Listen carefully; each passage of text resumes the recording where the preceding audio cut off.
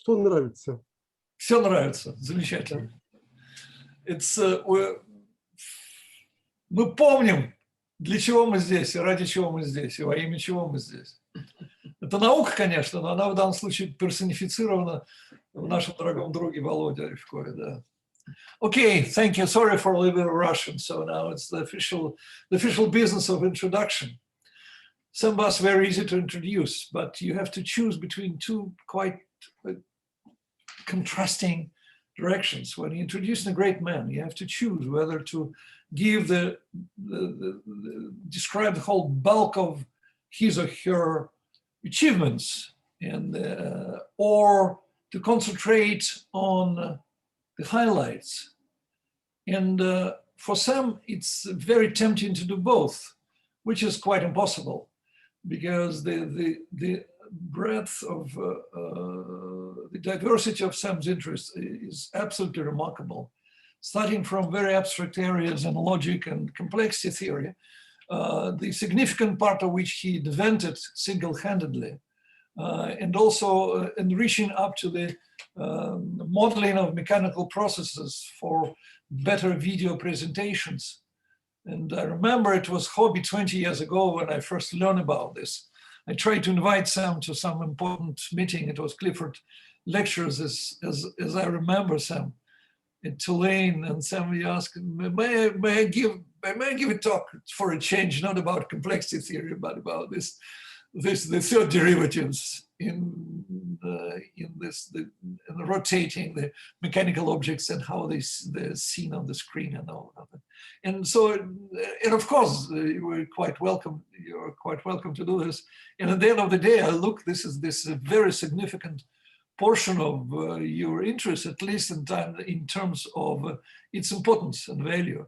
However, for me, the highlights has been, and you remain, the author of the iconic book, which is your PhD dissertation on bounded arithmetic.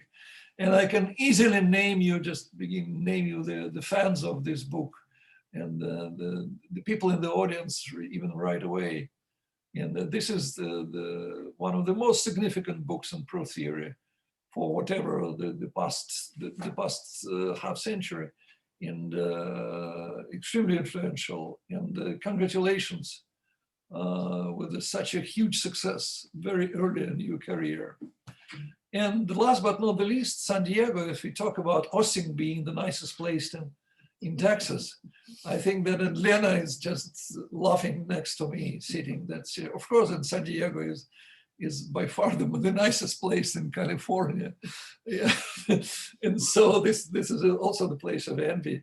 And some, despite all the Santa Anas and all the fires and all these disasters, it's still a very nice place to be. And congratulations with your life and career, which is in a full swing. And Sam,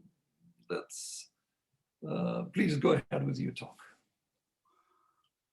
Thank you for that extremely nice intro.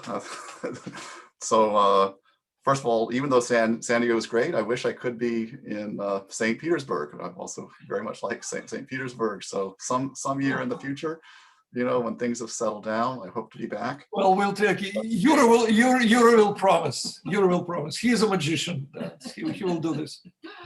And but in the meantime, I feel very honored to be invited to speak at this meeting, and very, very pleased to be here in the virtual sense with all of you. So also, I think the topic I segues to a certain extent right off of the previous talk by Vladimir Lifshitz, because I'm going to be talking about SAT solvers, so and propositional logic. So let's just dig right in.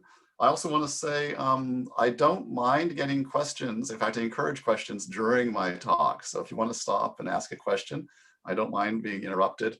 And I might have too many slides. If I get a lot of questions, I'll just skip some of the excess things at the end or go faster and get you all done before bedtime, I hope, in St. Petersburg. Right. So thank you for listening. So at any rate, as an outline, we're working in propositional proof complexity. In particular, just to give some buzzwords on the first slides, I this won't make sense to most of you, but let's just say what's in the talk. We'll be working at conflict-driven clause learning SAT solvers, which is a kind of DPLL algorithms with clause learning. I'll say what that is briefly. These solvers, going to the second bullet point, have the property that the main inference rule is resolution, but it's carried out in a way that's effective for computer search. But in recent years, resolution has been beefed up in a substantial way with so-called non-implicational inference rules, which means you infer clauses that don't follow logically from the clauses that are present, right? And you have to say about why that's okay. This actually has a full strength of extended resolution, but we're gonna, in this talk, the new results, we're focusing on proofs that don't use new variables and for which it's open what their complexity is. And I say some new things at the bottom of the slide, but why don't I not try to talk about those right now, and we'll see that towards the end of the present talk. So going in, so let's talk about satisfiability and SAT solvers. So SAT solvers are programs for solving instances of satisfiability. An instance of satisfiability is a CNF formula. It's generally presented as a set of clauses. A clause means a disjunction of literals. A literal means either a propositional variable or a negated propositional variable. And the output of a SAT solver in practice is either that the formula is satisfiable, and typically we would also want to get a satisfying assignment as evidence, or the assertion that the formula is unsatisfiable, or in practice, this is an NP-complete problem to solve instances of satisfiability. So in practice, the solver may have to say, I don't know, you didn't give me enough time to run exponentially long to solve the problem. So the answer would be unknown. Now, SAT, as I just remarked, is NP-complete and hence conjectured to require exponential time and be infeasible.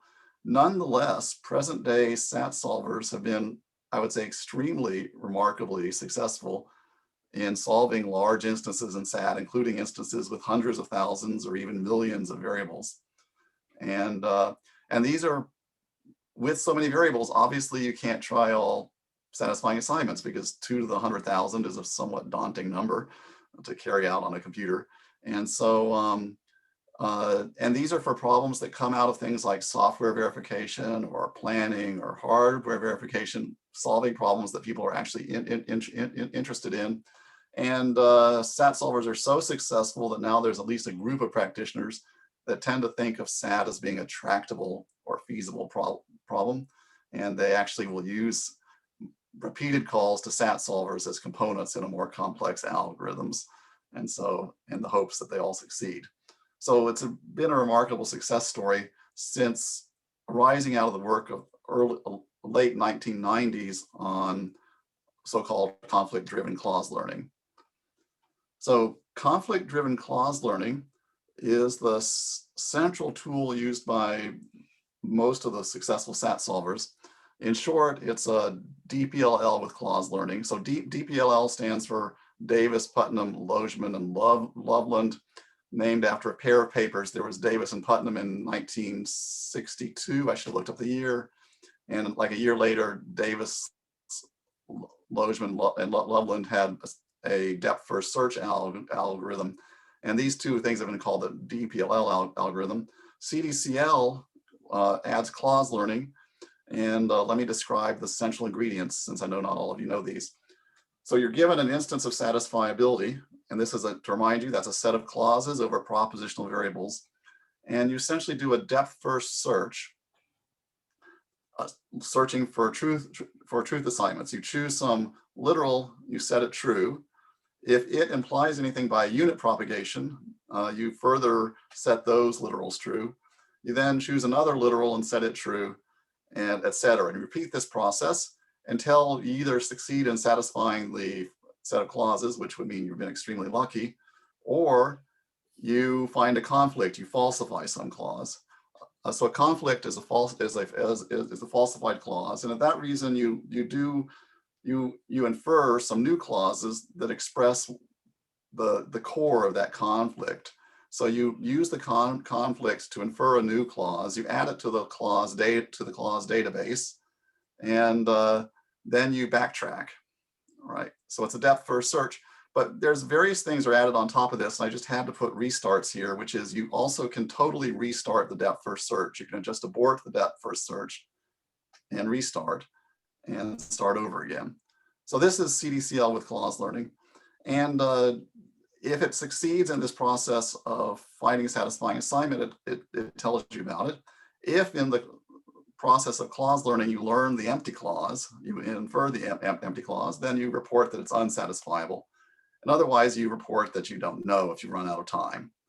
So it's typical to give these things maybe a couple hours to run or something like that, or longer. And for satisfiable, you always get a certificate in the form of a satisfying assignment that the formula is satisfiable. For unsatisfiable, you could use the actual execution of the SAT solver as a certificate that it's unsatisfiable, but that presupposes the solver is sound.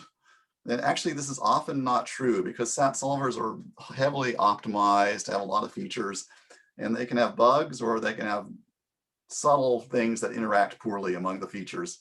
And so what this means is it's nice to actually output a refutation, not just the assertion that something's unsatisfiable, but a refutation showing that it's unsatisfiable. And the DRAT proof systems that I'll talk about were developed in part to provide succinct and checkable refutations of the forms that can be readily generated by most SAT solvers. Okay. So let me describe to you the type of inference that's used in SAT solvers.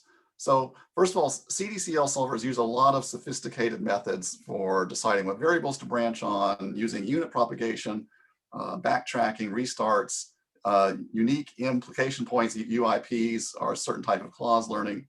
But for the most part, these inference rules that are carried out by CDCL can be distilled down to what's known as an asymmetric tautology, which is based on contradictions that arise from unit propagation. So the definition here, okay, first, very obvious that definition, gamma is a set of clauses, C is a clause, C holds, gamma logically implies C if every truth assignment satisfying gamma also satisfies C. So as a reminder, we're in propositional logic. Truth assignments just mean assigning true false to propositional variables. We say that gamma 1 implies the empty clause. I use bottom for the empty clause, if and only if unit propagation derives a conflict from gamma. So what does that mean? So unit propagation means the following. At any point during the process, some of the literals have been assigned values true, or some of the variables have been assigned values true or false. So hence, some of the literals are assigned, so the corresponding literals are assigned values true or false.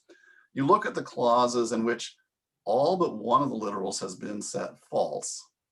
So this essentially turns the clause into a unit clause, a clause of size 1. And then since all the variables except one have been set false, you know that in order to satisfy gamma or to satisfy that clause, you have to set the remaining variable or the remaining literal true. So unit propagation sets that literal true. And then you repeat this process, and that gives you unit propagation. So if you can derive the empty clause from gamma, we say that gamma 1 implies the, if you can derive it by unit propagation, we say gamma 1 implies the empty clause. More generally, for C, a clause, P1 through PK. Now, a clause is a set of literals. That means the disjunction. Gamma 1 implies C is true if gamma plus the unit clauses, not P1 through not PK, 1 implies the empty clause. So it means that, this is just the deduction theorem in one form here. Gamma implies C holds if and only if gamma union not C is unsatisfiable. Not C is just the same as the unit clauses, not P1 and not P2 and ... And then if they imply negation, then we know that C is implied. So in particular, 1 implies is a weaker notion than implication, but the advantage for implementations is that the 1 implication is polynomial time checkable. Okay. So Okay, so this sort of repeats, the top part here repeats a little what I just said. For unit propagation, you do the following operation repeatedly. If all but one of the literals in a clause C have been set false, set the remaining literal true. So there's a very close connection to resolution in this process. So this is input resolution, or a slightly modified version called trivial resolution.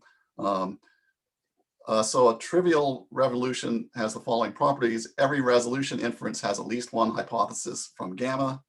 So you can't resolve on two clauses that have been already inferred by resolution. You always have to resolve against something that's in the original set of clauses.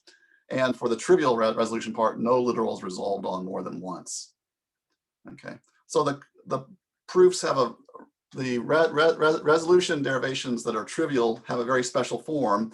I think of them as being having a backbone. I tend to view proofs as trees, but this is a totally unbalanced tree where you just resolve two input clauses and then you repeatedly resolve with another input clause until you reach the empty clause.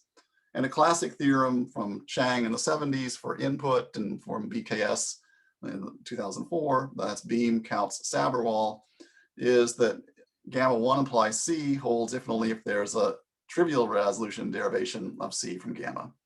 So this is pretty easy to prove, but the consequence is then that CDCL proofs with unsatisfiability lead directly to resolution refutations.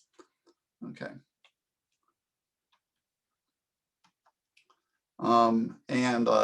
This slide is a bit of a repeat from what I said already. Inference with one implication. So a clause, by definition, a clause C is an asymmetric tautology with respect to gamma, if and only if gamma 1 implies C. This is a sound rule of inference, and resolution, which I've shown here in the middle. Let me see, I can highlight it. This is the well-known resolution inference rule. From C or P and from D or not P, you can infer C or D. And this can be simulated by as an asymmetric tautology or by a one implication by as follows. You want to say, suppose that your set gamma contains C or P and contains D or not P. Then to one imply C or D, you set all the literals in C or D to false. Well, that sets all the literals of C or P, all but one of the literals in C or P to false, but it leaves P unset. So unit propagation would give P being set true, but then that would falsify all the literals in D or not P. And so you would get a contradiction. And as I said already, most CDCL solvers use exactly one implication for clause learning. And this is the main rule. And so in particular, they can simulate resolution, and vice versa, resolution can simulate them, right?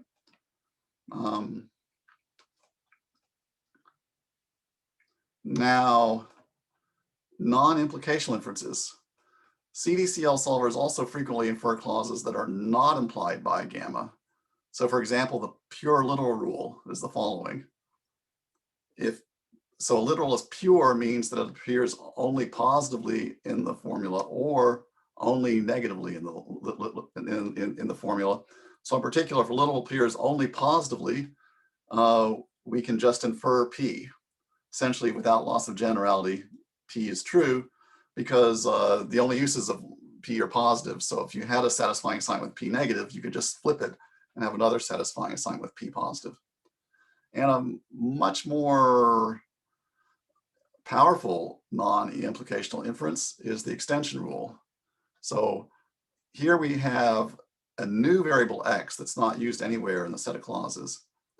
And we can infer three new clauses that express the property that X is equivalent to Q and R. So here are the three clauses. We've got not Q or not R or X, which means Q and R implies X. We've got Q or not X, which means X implies Q, and R or not X, which means X implies R. So clearly those mean the same thing as X if and only if Q and R. And the extension rule was introduced first by Satan in, I think it was 1968. as a way to let resolution proofs deal with arbitrarily complex Boolean formulas. Since resolution proofs deal merely with sets of clauses, they can't express arbitrary formulas in polynomial size. And Satan introduced this rule to allow expressing more complex formulas. But it's known that adding the extension rule adds an incredible amount of power to resolution. But again, we can think of the extension rule as being a without loss of generality type of inference. Since x is a brand new variable, we could just assume, sort of without loss of generality, that x is equivalent to q and r. And so the property we get is equisatisfiability, is if we add, say, the extension variable x and its 3 clauses, this doesn't change the satisfiability or unsatisfiability of the original set of clauses, right? Obviously, adding clauses can't change it from unsatisfiable to satisfiable, but also conversely, if it starts off as satisfiable, you can also satisfy the 3 new clauses just by giving x the truth value of q and r. So pure literals are used a lot in sat solvers. The extension rule is not, mostly, even though it potentially can give a lot more power to sat solvers, just because no one's learned how to use it effectively. Actually, I mentioned at the beginning of the talk, I'm open to questions. So this is a perfectly good place for questions or comments if anyone has any. Otherwise, I'll just, probably this is very familiar to most of you, so I'll keep diving in. Yep. Was that a question? No, okay. So there are other non-implicational inferences as well. So I think the first one was due to Oliver Coleman in 1999, the so-called resolution blocked clause. So let's spend a little bit of time on this one because the rest of the definitions in the talk are sort of similar. So here, setting is, we've got a set of clauses gamma. Let me not highlight that. And we say that a clause, we want to define the notion of C is resolution blocked clause with respect to gamma. Well, here, resolution block clause with respect to P and gamma. So C has the form C prime or P. P is literal. And it's a resolution block clause if for every clause containing the negation of P in gamma, the resolvent of the new clause, C and this other clause in gamma, which is C prime or D prime, this is a tautology. So being a tautology just means it contains a literal and its negation, has an X and a not X in it, right? So the block clause inference rule, the BC inference rule, then says that if C is resolution block clause with respect to gamma, then C can be inferred by a block clause inference. And the theorem is that we preserve satisfiability and unsatisfiability. So we have so-called equisatisfiability. Gamma is satisfiable if and only if gamma union, this new RBC clause C, is satisfiable. So for proof of this, you just consider the first step of the Davis-Putnam procedure. The Davis-Putnam procedure picks a literal and performs all possible resolutions on that literal, and then throws away the clauses involving that literal. And so here you can see if we start with the literal P and resolve in all possible ways, the new clause C prime or P doesn't add anything new that's useful because we just ignore the tautologies that are obtained by the Davis-Putnam step. So this gives us equisatisfiability. And this was then generalized to resolution asymmetric tautologies or RAT clauses. I have to say the terminology here is a little bit strange, perhaps maybe is the way to put it, but I'm going to stick with the standard terms. So I didn't make it up. So if we have a clause C prime or P, then C is RAT, a resolution asymmetric tautology with respect to P and gamma.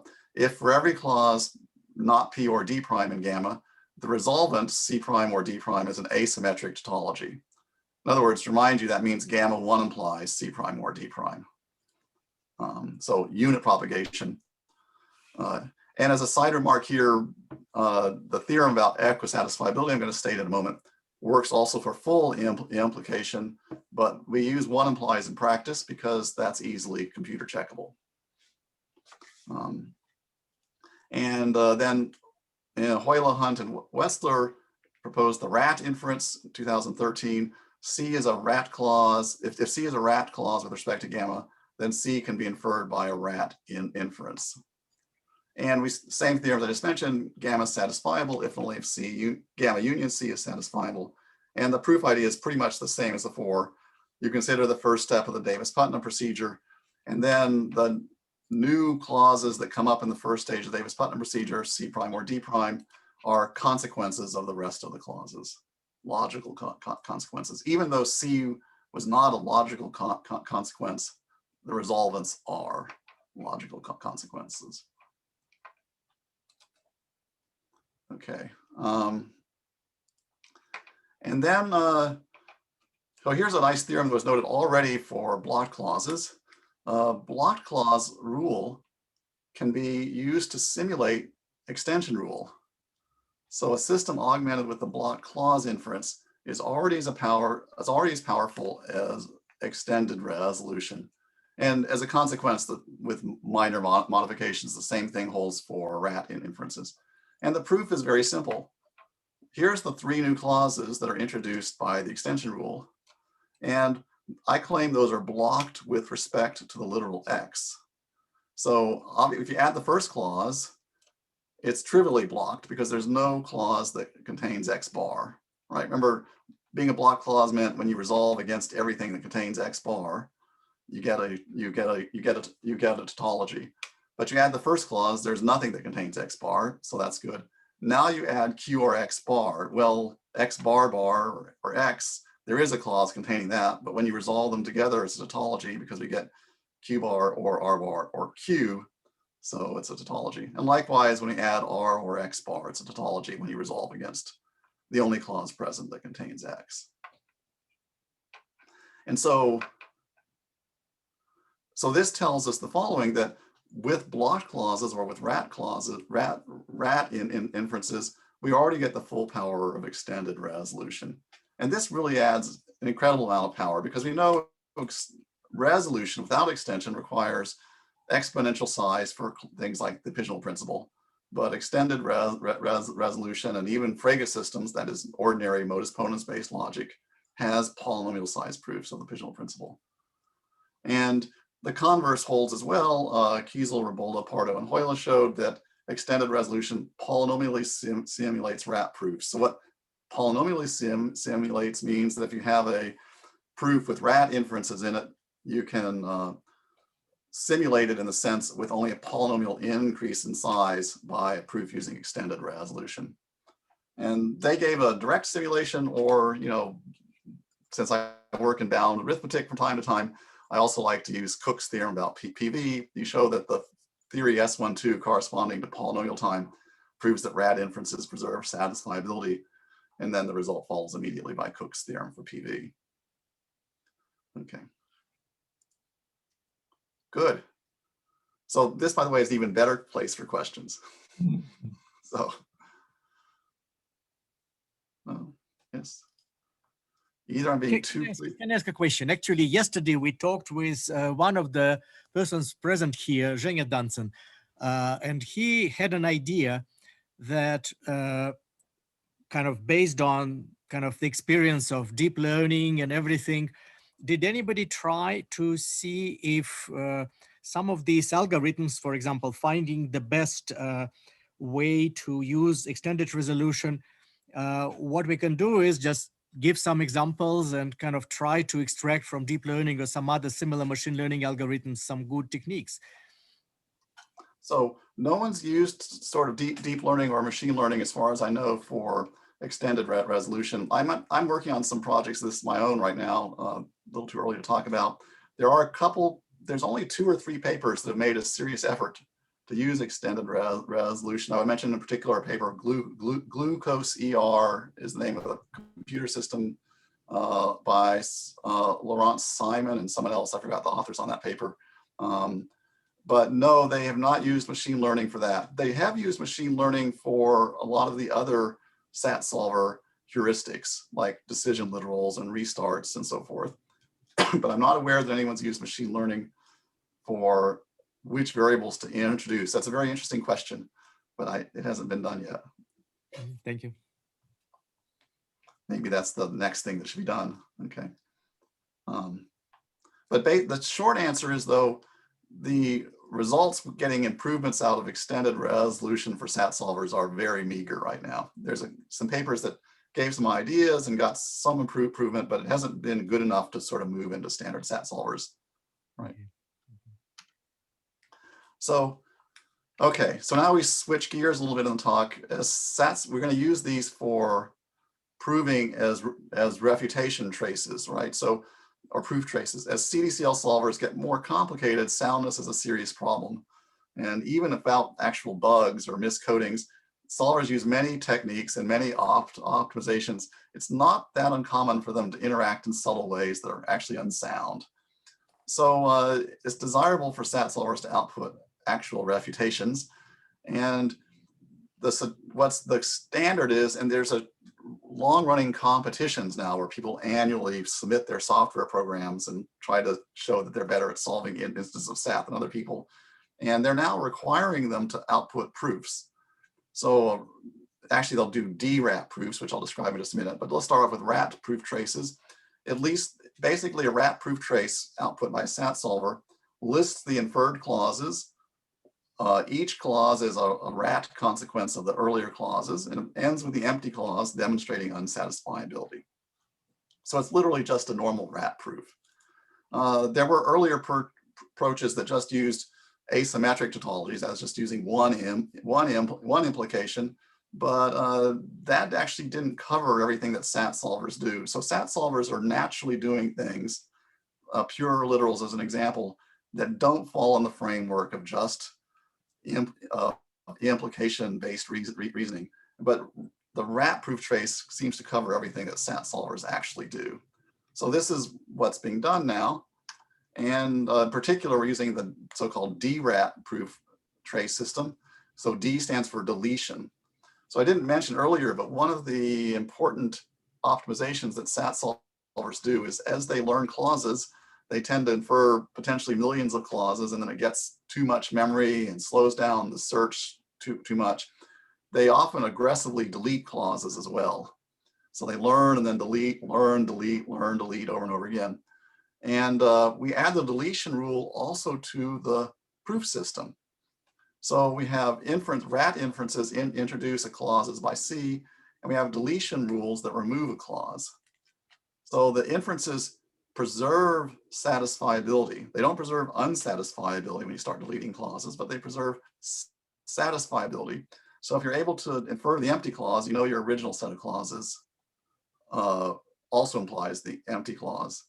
And so if you get a derivation of the empty clause in the DRAT proof system, your original set of clauses was unsatisfiable. But why include deletion? There's two reasons. One is that deletion helps speed things up. I mean, when you add a new clause in the DRAT proof and you add a new clause C and you claim it's a RAT consequence of the earlier clauses, that can be hard to check, right? To check it, you may have to look over the whole database of previous clauses.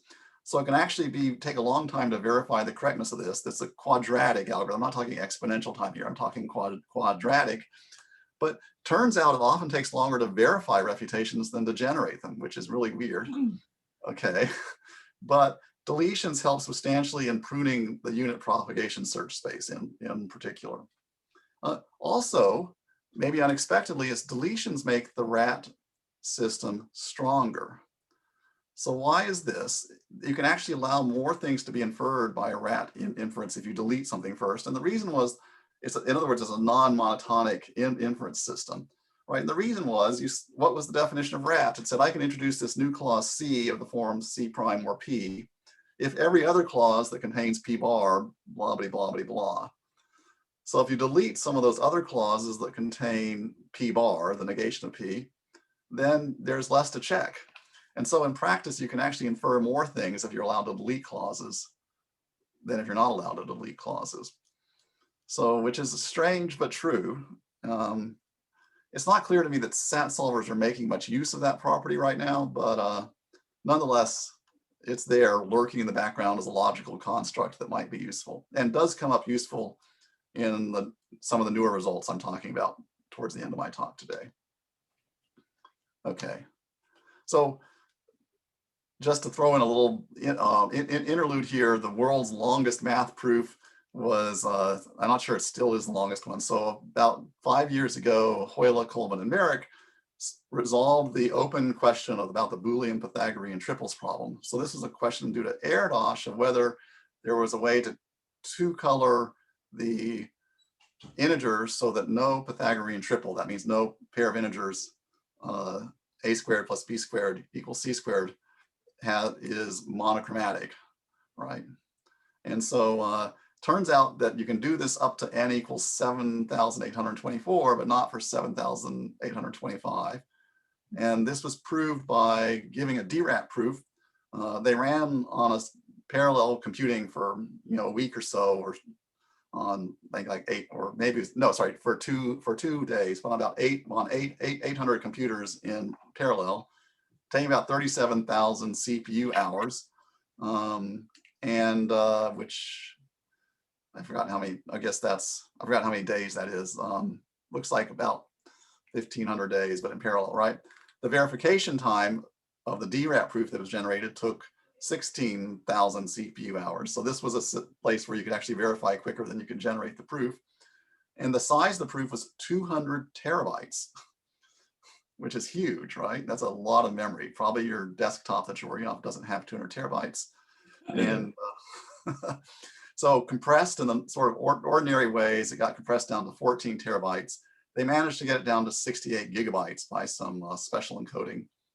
And they basically used the CDCL solver I talked about earlier, but they combined this with a divide and conquer method they called cube and conquer, which was setting some of the literals to constants and then breaking up into sub problems. So they were trying to show unsatisfiable. So they broke into sub problems by setting literals and showed that each of the sub problems was unsatisfiable. And that's how they managed to parallelize it so well. But nonetheless, at the bottom, at the leaves, it was running a CDCL algorithm. So this has got it's got a fair amount of press as the world's longest math proofs. Of course, there's nothing here to understand. It's just, but it can be verified. So, okay, so let's go more technical again. I'm running a little low on time. So the DRAT inference can be reformulated as what's known as literal propagation redundancy. So here we have the same notations, gamma and C are as before. Alpha is the minimal partial truth assignment that falsifies C. In other words, it sets the literals in C false. And C is called literal propagation redundant, LPR, with respect to gamma, if when you restrict gamma by alpha, so that means set all the literals in C false, that the resulting set of clauses, one implies the clauses obtained by doing the same thing with tau to the C union gamma, where tau is like alpha, except it flips the value of P to be true.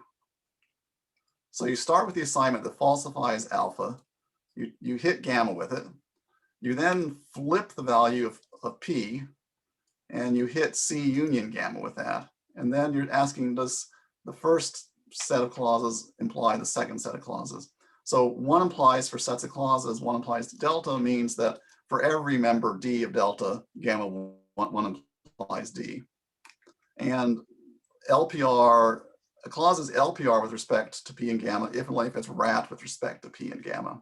So it gives us an alternative definition. So let's think about soundness here. Before I appeal to the Davis-Putnam procedure, here the idea is the following: is suppose gamma is satisfying. Well, so we know that if gamma is unsatisfiable, then adding C stays unsatisfiable. But suppose gamma is satisfiable, and want to add C and argue that that's also satisfiable. Well, we know gamma is satisfiable, so take a satisfying assignment. If it already satisfies C, great. Otherwise, we it falsifies the literals in C, so it extends alpha. So we just take that same assignment and flip just the value of P. We get tau, and then we're just saying that gamma, as set by any setting, one implies the same setting on C union gamma, except for the value of P flipped.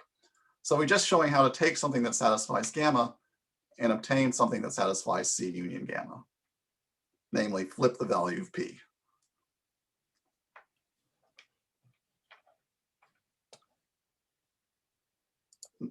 Another great place for questions. Otherwise, I'll just sort of continue confusing you.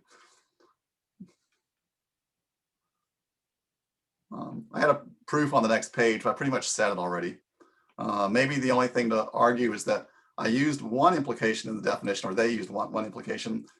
The soundness theorem, or the equisatisfiability property would hold even with ordinary implication. But the whole point of using one implication is A, that it makes the LPR condition polynomial time checkable, and B, that it corresponds exactly to the way SAT solvers do clause learning because they do so much unit propagation. Okay, so LPR can be further generalized to propagation redundancy and subset propagation redundancy. So here we just, instead of dealing with this special tau that flips the P, we just allow any tau. C is propagation redundant with respect to gamma. If for some partial assignment tau, gamma restricted by alpha, one implies C union gamma restricted by tau. So again, we have equisatisfiability. If gamma is satisfiable, then C union gamma is satisfiable, because you just take, if gamma is satisfiable, we know that it contains, there's a satisfying assignment that, if gamma is satisfiable, but C union gamma is not satisfiable, we take a satisfying assignment for gamma, it extends alpha. So hence we can replace the satisfying assignment with tau and get it applied. And it's a few things to check, but basically it just tells you how to go from satisfying assignment to gamma to a satisfying assignment for C union gamma. And subset propagation redundant is more of a technical thing. It just adds the extra restriction that the domain of tau is equal to the domain of alpha. And then we can generalize this again, and this is joint work with Neil Toppin. Substitution redundant, SR, means that we now, instead of using truth assignments tau, we use a partial assignment tau, a partial substitution tau. And a substitution allows you to either map a variable to 0 or 1 to the constant true or false, or to a literal x. So it allows you to identify literals or flip the value on a literal and so forth. And the same sort of proof idea works here. If we have a truth assignment that satisfies gamma, it tells you how to obtain a truth assignment that satisfies C union gamma. And these inferences are all increasing in applicability. So in other words, BC is a special case of LPR, LPR is a special case of SPR, SPR is a special case of PR, and SR is the most general, right? We don't fully know how good they are in terms of what proof systems will come out of these, but we do know the applicability at least. And so the proof systems are defined as follows. We have the inference rules that give proof systems either with deletion or without deletion. BC, RAT, SPR, PR, and SR. I was using them as inference rules earlier, but now you can also think of them as proof systems. Or we add a D on the front to mean we allow also deletion. DBC, DRAT, DSPR, DPR, and DSR. And all of these systems are polynomially equivalent to extended resolution. So you can simulate DSR, the strongest one, with extended resolution. One way to show that is with S12 proves its consistency, its soundness. And BC, I already mentioned, due to Oliver Coleman as the weakest system, and I already mentioned how it polynomially simulates extended resolution. So we get a bunch of proof systems here, and the comment, now the next, let's change to the last topic then, is the strength of extended resolution depends strongly on the ability to introduce new variables. Okay, and so this comes back to the question that was asked earlier. So likewise, the simulations of extended resolutions by all these systems depend strongly on the ability to introduce new variables. But for practical SAT solvers, we don't have any good heuristics on how to introduce new variables with extension. This was the question that was asked earlier. So as a very sort of practical question then is, what are the power of these systems when they can do these inference rules, but can't bring in any new variables beyond the variables that appeared in the original set of clauses? So in particular, it wipes out the extension rule as stated, because you can't bring in a new variable x to use for the extension rule.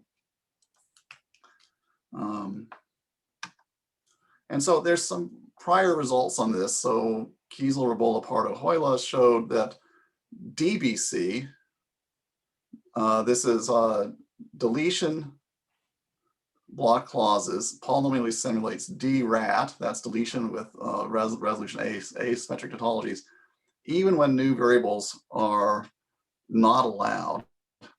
And a fairly complex proof. They introduced some clauses, they deleted some clauses, they made the block conditions hold, and then they undid the extra clause introductions and deletions, and they had to make sure all that works. It's way too complex to give in just a few minutes.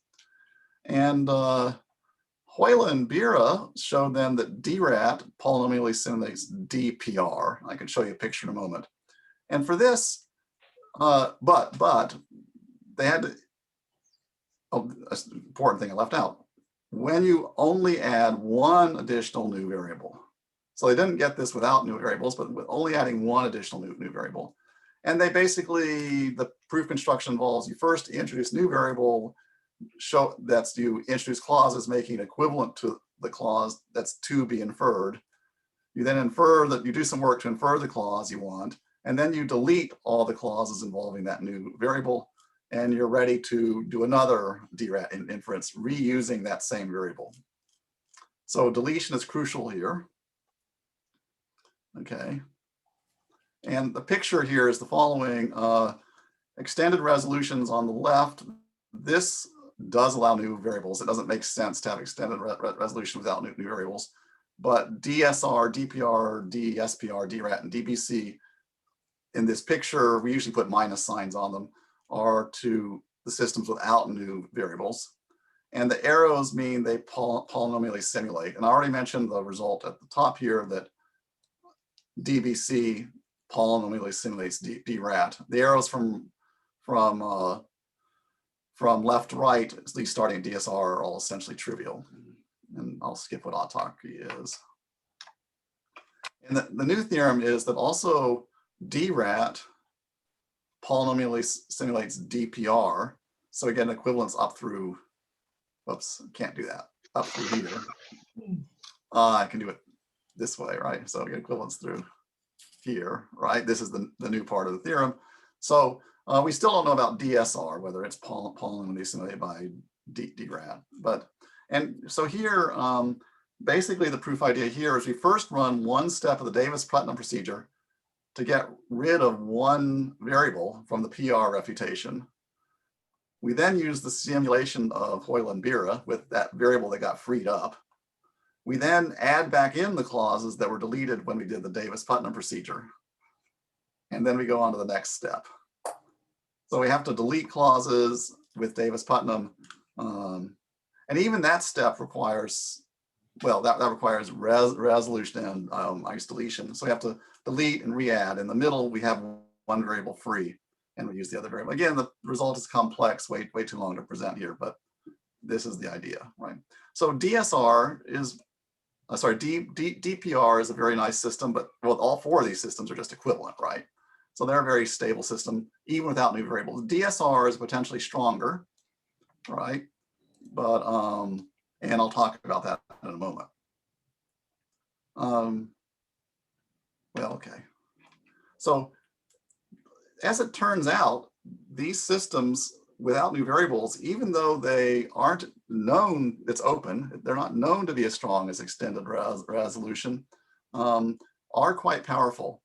So first of all, without deletion and without new variables, the propagation redundancy and subset propagation redundancy are strong enough to prove the pigeonhole principle instances in polynomial size, and the Satan clauses. So the Satan clauses are things about parities. You have a graph of finite degree of constant degree and some conditions on the parities of edges and so forth, which I'm not going to say unless someone asks me a question about it. And those are known to be hard for resolution. They're one of these classic hard questions in propositional complexity, but they do have polynomial size refutations. And with Neil, we also showed a whole bunch of other things have polynomial size refutations in SPR, again, without new variables and without deletion. Parity principles, clique coloring principles, Satan tautologies, the bit pigeonhole principles, I'll talk about that in a second, and the standard methods for making instances harder, orification, XORification, also can be gotten around with SPR. These last two methods I maybe don't want to mention. So this would be like you replace one variable with an OR of variables, or one variable with an XOR of variables. It's a way of taking something with an easy to refute in resolution, making things that are hard to refute in resolution. But SPR can also handle those techniques as well. So this SPR system is actually a rather strong system. So one natural question here would be, does SPR, or with deletion DSPR, simulate extended resolution or Frege proof systems? So Frege proof systems are the standard textbook system with modus ponens and Boolean formulas, not clauses. So it's open whether SPR simulates that. I did want to tell you what the bit pigeonhole principle is. It says informally there's no one-to-one function mapping n objects to n-1 objects where the function values are encoded in binary. That's the bit part of the principle. So for every x, so you think of n pigeons mapping to n holes. For every integer x representing a pigeon, element of the domain, we have log n many variables, Boolean variables, p1x through pkx, that encode in binary the target, the image, I sub x, of the xth pigeon. So we think of mapping x to I sub x, and then we have clauses that express that it's one-to-one, so ix is not equal to a, or iy is not equal to a. That just says one of the bits is off, so it's a clause. For every distinct x and y, and every a. And we also have that nothing maps to whole zero, so ix is not equal to 0 for every x. So these clauses are clearly unsatisfiable by the pigeonhole principle. They require exponentially big refutations in resolution. And the latest theorem then is that DRAT without new variables requires exponential size refutations for the pigeonhole principle. So this gives separations for some of these theories here. So DRAT, and the proof idea is we use random restrictions. If we have a short DRAT refutation, we hit it with a random restriction, and then a random restriction gives you a narrow width DRAT refutation. Width is the number of literals per clause. And then you can show that in a narrow refutation, DRAT inferences can be replaced by narrow width resolution derivations. So although it's not known whether resolution simulates DRAT, it is known that narrow width can be simulated. All right, so narrow width again means not too many literals per clause. So this gives us some separation there. So in particular, RAT is different than DRAT, because DRAT does have polynomial size proofs of the pigeonhole principle. It doesn't polynomially simulate subset propagation, redundancy, etc. Okay, because SPR can simulate that. So, and the separations are in fact exponential. So I can finish up with some open questions here. First of all, it's frustrating that we only have exponential lower bounds on proof length, or even super polynomial lower bounds on proof length for RAT, the system that does not include deletion, when no new variables are allowed. But there are several candidates that might be available. So the graph pigeonhole principle is a variation on the normal pigeonhole principle. Random instances of 3-sat. So random 3-sat is this sort of believed to be generically hard instances of SAT. You choose a random, you pick an instance of SAT by choosing clauses of size 3 at random.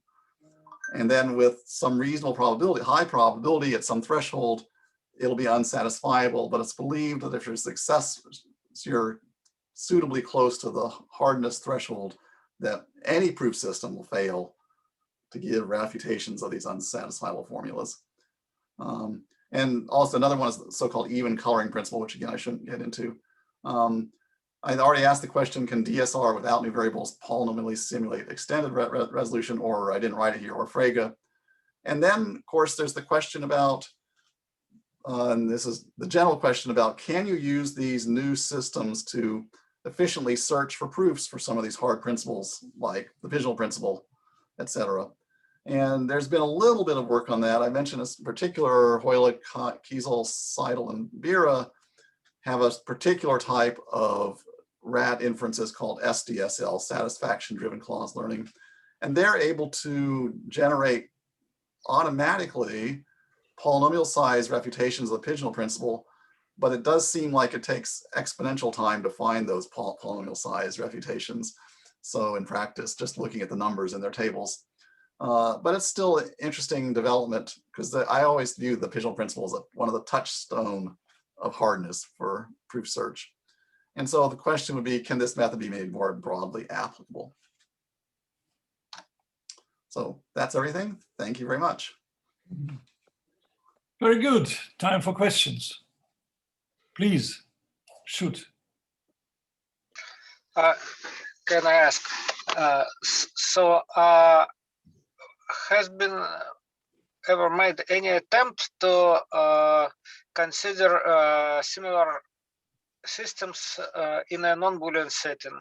I mean 0-1 variables, but non-Boolean operations like RFCP and so on. I don't know, maybe disjunctions of equalities and so on.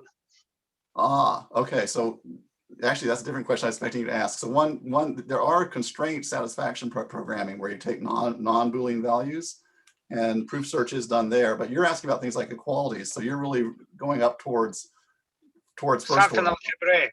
Something algebraic, I would say. So something algebraic. Yeah. So okay. So again, there's multiple answers to that question too. But so algebraic, there are a lot of algebraic proof systems for propositional logic and the so-called pseudo-Boolean proof systems.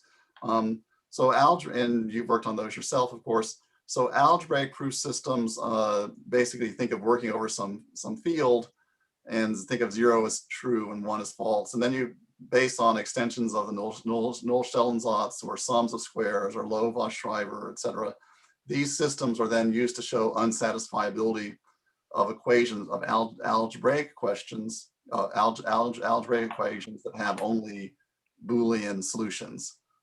So by including the formula x squared minus x equals 0 in an algebraic system of equations, you can force your solutions to be 0, 1 valued, hence true, false valued.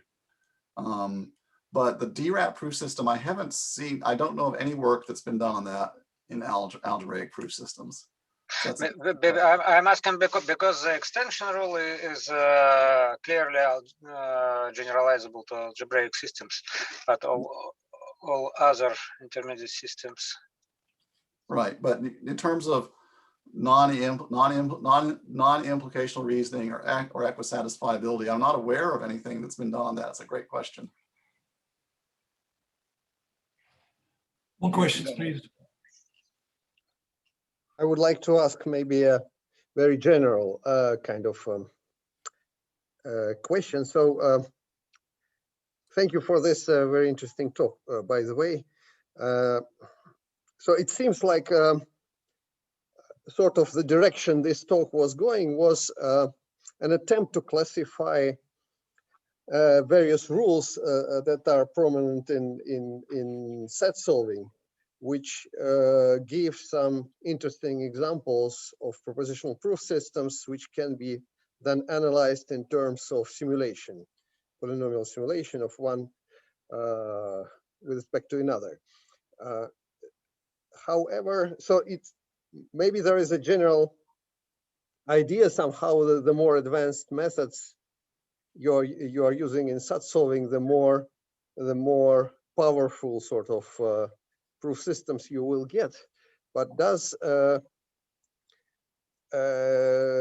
do your results actually show that there is any relationship between, let's say, efficiency of solution of this satisfiability problems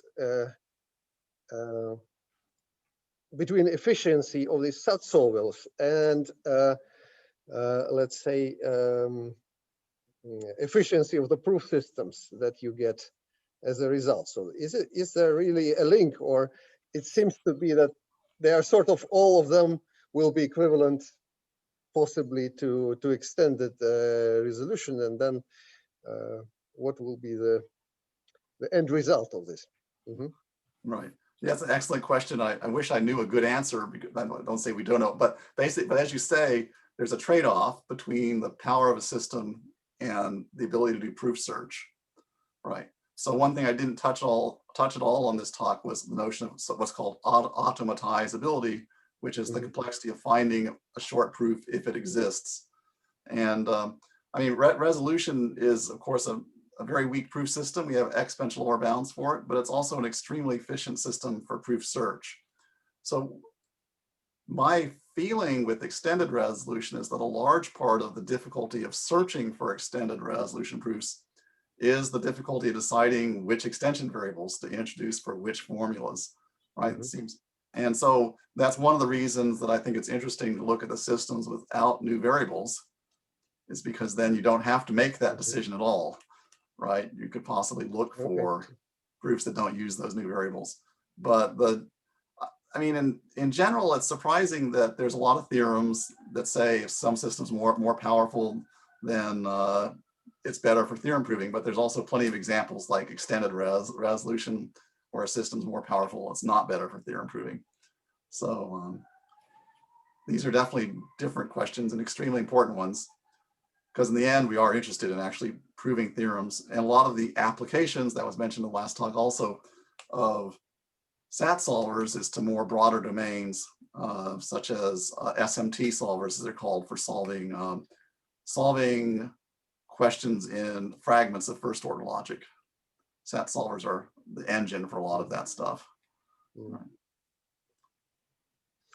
It seems fascinating in any case that this discipline of SAT solving, which was sort of purely in the hand of engineers, is now being mathematized in a certain sense. So I hear more talks from people like you or Sasha Razborov who deal with exact models of what is going on there, which is of course quite a progress. I think that's that's very good. Yeah. Okay, then my question will be even more general, maybe than Lev's. So, but and also, since it's quite general, you can probably data mine the answer to this question from the whole of your talk, but it's beyond my capacity. So I'm just asking you directly, Sam. You mentioned that the SAT solvers are so efficient that then the practitioners, they will consider them feasible, like feasible algorithm things, yes. But do we have a satisfactory complexity understanding of why this is good, this is happening? Right. Because there are plenty of things: parametric complexity, average case, phase transition, whatever. Are there a good grasp from the complexity paradigm of what's going on there and why? Right. Excellent question. Then the very short answer is no, but let me say a little more than that. Then probably your connection to proof theory is the way to understand it better. Well, let me just say a little bit about in practice, though. I personally would put these types of instances that are solved by SAT solvers in three categories. Okay. The random is sort of off to one side because they sort of lack a lot of structure, right? Although sometimes people impose structure. Then there's the combinatorial problems. And so I think pigeonhole principle, site topologies, this kind of stuff. And then there's the industrial problems. These are ones that come up in practice. And so we can do remarkably good on the combinatorial problems. Think of the Boolean Pythagorean theorem triples problem as a great example of this, where you could never exponentially search through all these things, but there's enough structure there where you can solve something with 7,200 variables. 2 to the 7,200 is a pretty big number, right? So that kind of thing could be solved unexpectedly good. And then the industrial problems is where you get problems that you can solve with hundreds of thousands or even millions of variables. And it's somewhat poorly understood why we can solve these things. And it's clear that in some sense, these problems are big but shallow, right? They're big but easy, but categorizing how it's easy and how the heck the solvers can find these solutions, really people don't know. And there's been a lot of theories about community structure, looking at properties of the graph, linking variables to clauses and so on, or machine learning. There was a question earlier about logic about this, right? But we don't have a good answer to that question yet about why these things work as well as they do. And those who have some better answer than the others, they will win the next set competition probably, yes. Good. More questions, please. Yes, I wanted to ask whether the introduction of variables corresponds maybe to cuts in propositional systems. Well, I mean, cuts would give you,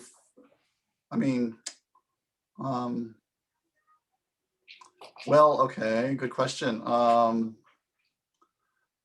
So it depends, I think that cuts, it depends what you're cutting on. I mean, resolution, of course, is just the cut rule by itself and nothing else, but you're talking about I think the real question is the expressibility of what can be expressed. So with extended rule, with the extension rule, you can introduce more complex formulas, and likewise, but without new variables, you obviously can't do that, right? I mean, there's something going on there similar to what you're suggesting, right? If you have a variable X that means Q or R, then you can reason directly with the concept of Q or R. So in some level, but I don't know any direct connection to cuts or cut elimination or whatever. Yeah. Because these complex formulas could be useful in the same way as lemmas are useful in the usual proving. Yeah. Yeah, I agree. Yeah, it's really, in terms of new variables, it's really a question of expressibility. And so maybe I say a little bit about how does the pigeonhole principle have a short proof in the sort of without loss of generality reasoning. It goes back to the Koch-Reckhout proof of the pigeonhole principle. You just say you've got n pigeons mapping to n-1 holes. Well, you say, well, without loss of generality, the last pigeon goes to the last hole, because if necessary, you swap a couple pigeons around. And then that's the sort of without loss of generality reasoning. So you don't have to express directly the result of all these swaps. You just keep seeing one at a time without loss of generality, they happen. Yeah.